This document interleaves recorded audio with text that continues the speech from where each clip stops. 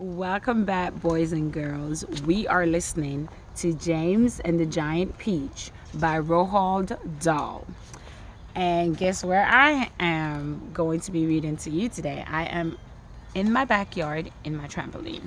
Okay, but let's get to the story. So last time we were here, we were listening to chapter 26. And chapter 26 was, oh, what a chapter. So the centipede, and I found it very funny. I don't know if you listened and found it funny too, but the centipede fell off the peach. Fell off the peach into the ocean, and James had to go and save him. Okay, so I thought that was quite funny. I thought that was brave of James. You know, we know James is brave. He's smart. Those are his character traits. But I thought it was just so funny, the centipede falling over and then James having to go and save him. So we are gonna now pick up on chapter 27 to see what other adventure awaits James and his friends. All right, here we go. Chapter 27. James Henry Trotter and his companions crouched close together on top of the peach as the night began closing in around them. Clouds like mountains towered high above their heads on all sides. Mysterious, menacing, overwhelming. Gradually, it grew darker and darker, and then a pale three-quarter moon came up over the tops of the clouds and cast an eerie light over the whole scene. The giant peach swayed gently from side to side as it floated along, and the hundreds of silky white strings going upwards from its stem were beautiful in the moonlight. So also was the great flock of seagulls overhead. There was not a sound anywhere. Traveling upon the peach was not in the least like traveling in an airplane. The airplane comes clattering and roaring through the sky, and whatever might be lurking secretly up there in the great cloud mountains goes running for cover as it approaches. That is why people who travel in airplanes never see anything. But the peach, ah yes, the peach was a soft, stealthy traveler, making no noise at all as it floated along. And several times during that long silent night ride high up over the middle of the ocean in the moonlight, James and his friends saw things that no one has ever seen before. Once, as they drifted silently past a massive white cloud, they saw on the top of it a group of strange, tall, wispy-looking things that were about twice the height of ordinary men. They were not easy to see at first because they were almost as white as the cloud itself. But as the peach sailed closer, it became obvious that these things were actually living creatures.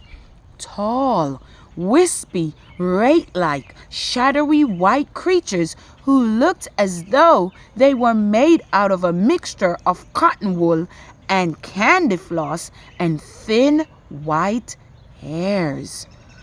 "Ooh," the ladybug said. "I don't like this at all."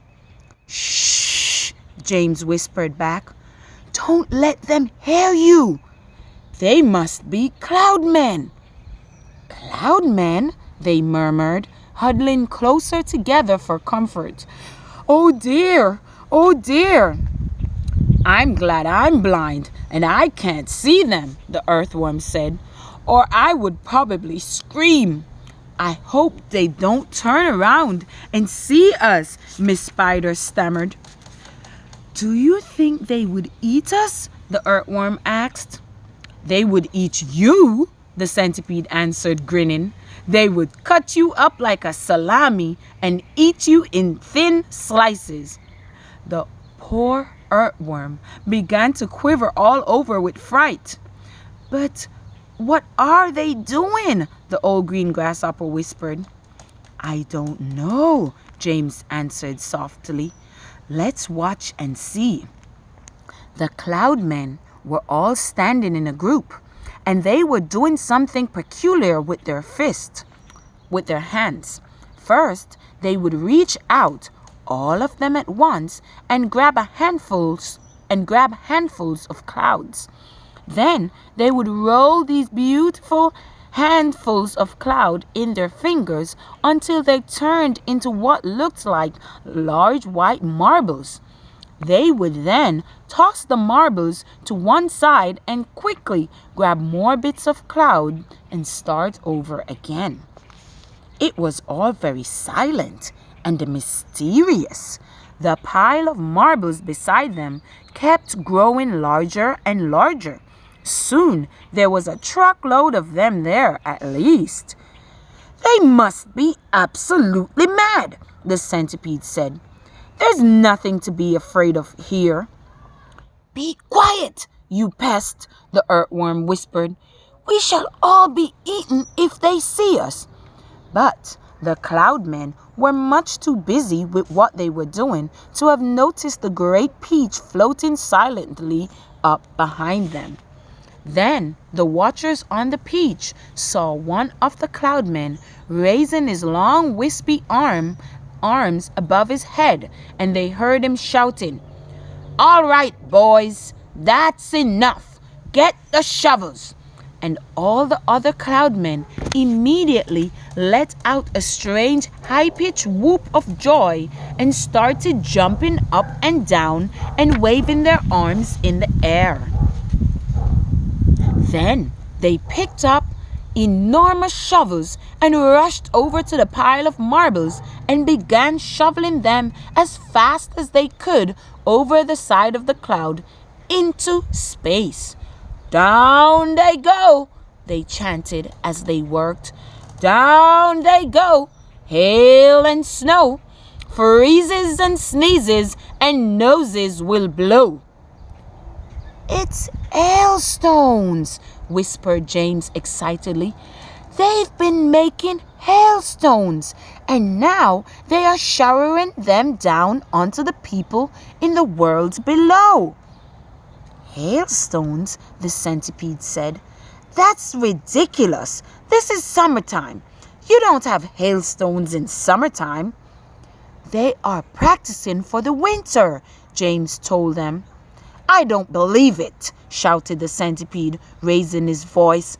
"Shh," the others whispered, and James said softly, "For heaven's sakes, centipede, don't make so much noise." The centipede roared with laughter. "Those imbeciles couldn't hear anything," he cried. "They are deaf as doorknobs. You watch." And before anyone could stop him, he had cupped his front teeth to his mouth and was yelling at the cloudmen as loud as he could. "Idiots!" he yelled. "Nincompoops! Half-wits! Blunderheads! What on earth do you think you're doing over there?" The effect was immediate. The cloudmen jumped around as if they had been stung by wasp, and when page is hard to turn. And when they saw the great golden peach floating past them, not 50 yards away in the sky, they gave a yelp of surprise and dropped their shovels to the ground. And there they stood with the moonlight streaming down all over them, absolutely motionless, like a group of tall, white, hairy statues, staring and staring at the gigantic fruit as it went sailing by. The passengers on the peach, all except the centipede, sat frozen with terror, looking back at the cloudmen and wondering what was going to happen next. "Now you've done it, you loathsome pest," whispered the earthworm to the centipede. "I'm not frightened of them," shouted the centipede, And to show everybody once again that he wasn't, he stood up to his full height and started dancing about and making insulting signs at the Cloudmen with all 42 of his legs. This evidently infuriated the Cloudmen beyond belief. All at once, they spun around and grabbed great handfuls of hailstones and rushed to the edge of the cloud and started throwing them at the Peach, shrieking with fury all of the time. "Look out!" cried James. "Quick, lie down, lie flat on the deck." It was lucky they did. A large hailstone can hurt you as much as a rock or a lump of lead if it is thrown hard enough. And my goodness, how hard those Cloudmen could throw. The hailstones came whizzing through the air like bullets from a machine gun, and James could hear them smashing against the side of the Peach and burying themselves in the peach flesh with horrible squelching noises. Plop, plop, plop, plop, and then ping, ping, ping as they bounced off the poor ladybug shell because she couldn't lie as flat as the others. And then, crack! One of them hit the centipede right on the nose, and crack again as another one hit him somewhere else. "Ow!" he cried. "Ow! Stop! Stop! Stop!" But the Cloudmen had no intention of stopping. James could see them rushing about on the cloud like a lot of huge hairy ghosts, picking up hailstones from the pile, dashing to the edge of the cloud, hurling the hailstones at the Peach, dashing back again to get more, and then, when the pile of stones were all gone, they simply grabbed a handful of clouds and made as many more as they wanted, and much bigger ones now, some of them as large as cannonballs. "Quickly!" cried James. "Down the tunnel, or we'll all be wiped out." There was a rush for the tunnel entrance, and half a minute later, everybody was safely downstairs inside the stone of the Peach, trembling with fright and listening to the noise of the hailstone as they came crashing against the side of the Peach. "I'm a wreck," groaned the centipede. "I am wounded all over." "It serves you right," said the earthworm. "Would somebody kindly look and see if my shell is cracked?" the ladybug said. "Give us some light," shouted the old green grasshopper. "I can't," wailed the glowworm. "They've broken my bulb." "Then put in another one," the centipede said. "Be quiet a moment," said James. "Listen, I do believe they're not hitting us anymore." They all stopped talking and listened. Yes, the noise had ceased. The hailstones were no longer smashing against the Peach. "We've left them behind. The seagulls must have pulled us away out of danger. Hooray! Let's go up and see." Cautiously, with James going first, they all climbed back up the tunnel. James poked his head out and looked around. "It's all clear," he called. "I can't see them anywhere." That ends chapter 27, guys. And what a chapter 27 was. Oh my God. What were those things? Were they real? Cloudmen?